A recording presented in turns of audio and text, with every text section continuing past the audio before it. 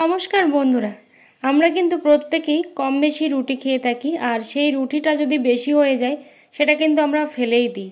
তো রুটি এবার থেকে কিন্তু ফেলা বন্ধ করে দেবেন যদি এই রেসিপিটা একবার হলেও দেখে নেন। তো দেখুন, এখানে কিন্তু আমার অনেক রুটি আছে। গতকালকে রুটি বানানো হয়েছিল কিন্তু রুটিটা খাওয়া হয়নি। আর সেই রুটিটা কিন্তু এখন অনেকটাই শক্ত হয়ে গেছে। যতই হটপটে থাকুক তারপরেও কিন্তু একটা সময়ের পরে এটা কিন্তু ঠান্ডা হয়ে যায়। তো দেখো, এখানে হচ্ছে আমি রুটিগুলো নিয়ে নিচ্ছি। আমার যে কয়েকটা রুটি লাগবে সেই কয়েকটা রুটি কিন্তু আমি এখানে বের করে নিলাম। আর এবার দেখো, রুটিগুলোকে আমি কিন্তু প্রথমে ভিজিয়ে নেব, কারণ যেহেতু অনেকটাই শক্ত হয়ে গেছে সেই জন্য কিন্তু এইভাবে জল দিয়ে ভিজিয়ে নেব, নিলে কিন্তু আগের পর্যায়ে চলে আসবে রুটিটা। তো দেখো, এখানে কিন্তু রুটিটা আমি ভালো করে ভিজিয়ে নেব, কিন্তু খেয়াল রাখতে হবে রুটিটা যেন ছিঁড়ে না যায়, একদমই যেন গোটা গোটা থাকে, সেই দিকটা কিন্তু অবশ্যই খেয়াল রেখে তবেই কিন্তু কাজটা করতে হবে। তো দেখো, এখানে আমি রুটিটা ভালো করে কিন্তু সব কটা রুটি আমি ভালো করে 2 থেকে 3 বার কিন্তু ধুয়ে নেব।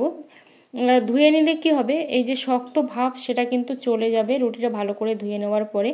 আরও একবার কিন্তু আমি রুটিটা ধুয়ে নিচ্ছি। এভাবে আমি 3 বার রুটিটা কিন্তু ধুয়ে নিয়েছি। নেওয়ার পরে আমি জলটা ঝরিয়ে তারপর এরকম একটা ঝুড়িতে কিন্তু আমি রুটিটাকে দিয়ে দেব, যাতে করে খুব ভালো করে জলটা টেনে যায় আর রুটিটা একটু হলেও শক্ত হয়ে যায়। তোমরা চাইলে ফ্যানের নিচেও দিয়ে রাখতে পারো। তো আমি ঝুড়ির উপরে এভাবে কিন্তু দিয়ে দিচ্ছি রুটিটা। তারপর দেখো, যে কাজটা আমি করব, রুটিটা ওদিকে ভালো করে শক্ত হতে থাকুক ততক্ষণে এখানে আমি নিয়েছি পেঁয়াজ কুচি, লঙ্কা কুচি, আর সাথে নিয়েছি এখানে লবণ, হলুদ, আর দিয়েছি জিরে, মরিচ, ধনিয়া গুঁড়ো, আর তারপর দিয়ে দিচ্ছি এখানে ডিম।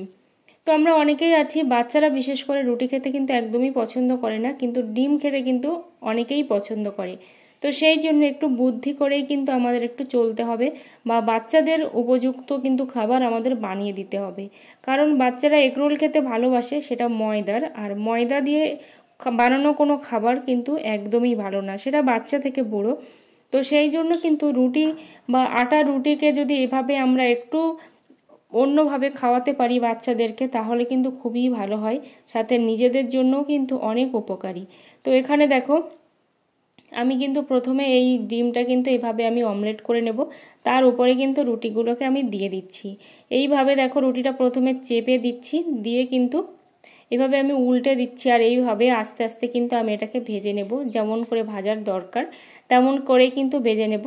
তো আমি একটু কড়া কড়াই করে করছি, তোমরা চাইলে কড়া করে না করতেও পারো, আর বেশি তেল দিয়েও করতে পারো। আমি কিন্তু মিডিয়াম করেই তেল দিচ্ছি, কারণ বেশি তেল খাওয়াও কিন্তু স্বাস্থ্যের জন্য একদমই ভালো নয়।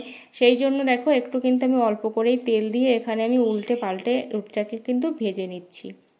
এবার দেখো, আমার সব কটা রুটি কিন্তু ভেজে নেওয়া হয়ে গেছে। তারপর আমি পেঁয়াজ কুচি, লঙ্কা কুচি, টমেটো কুচি এগুলো দিয়েছি। আমার কাছে সস, গাজর এগুলো ছিল না, সেই জন্য এগুলো কিন্তু দেওয়া হয়নি।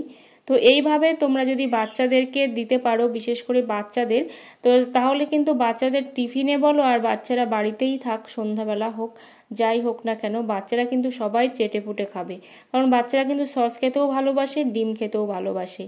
আর এরকম যদি একটু বুদ্ধি খাটিয়ে কিন্তু আমরা যদি আলাদাভাবে এদের রুটি খাওয়াতে পারি, তাহলে কিন্তু বাচ্চার স্বাস্থ্যের জন্য কিন্তু খুবই উপকারী। তো এখানে দেখো, আমি কিন্তু সস দিয়ে দিলাম, কাসুন্দি আমার কাছে নেই, সেই জন্য কাসুন্দিটা আমি দিতে পারলাম না। তো এখানে দেখো, আমি কিন্তু এইভাবে ভালো করে এটাকে রোল করে নিচ্ছি। তোমাদের পছন্দ অনুযায়ী কিন্তু তোমরা দিতে পারো। তো যদি ভিডিওটা ভালো লেগে থাকে অবশ্যই কিন্তু বাড়িতে অ্যাপ্লাই করো।